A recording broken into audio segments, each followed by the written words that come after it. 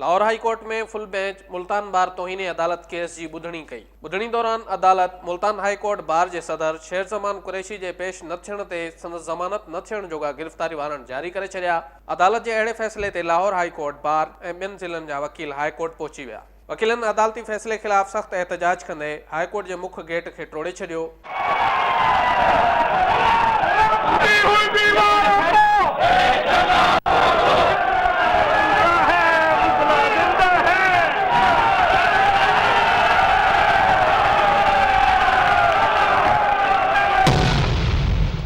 वकीलनि खे छिड़विछिड़ करण लाइ पुलिस तरफ़ां वाटर कैनन ऐं ॻोढ़ा आणींदड़ गैस जो इस्तेमालु कयो वियो, जंहिं दौरान पुलिस ऐं वकीलनि में चकरियूं पिणु थियूं। पुलिस चकरियुनि दौरान 7 वकील ज़ख़्मी थी पिया आहिनि, जिन खे मियो इस्पताल मुंतक़िल कयो वियो।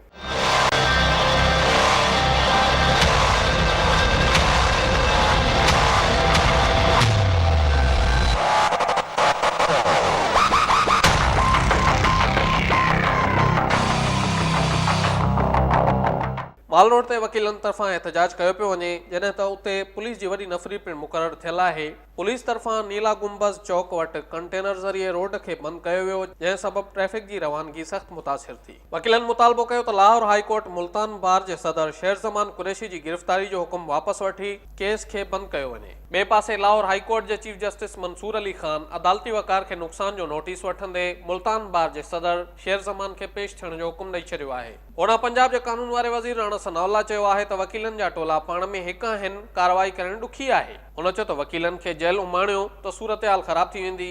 संदन मामिलो 1 महीने खां हले पियो। राणा सनाउल्लाह चयो त हुकूमत मामले जे पुरअमन हल लाइ कोशिश कई। हुन चयो त वकीलनि अदालत ते हमले जी कोशिश कई ऐं दरवाज़ो टोड़े छॾियो। राणा सनाउल्लाह चयो त पुलिस मामले खे ॻाल्हियुनि ज़रिए हल करण जी कोशिश कई, पर खेनि तशद्दुद जो निशानो बणायो वियो।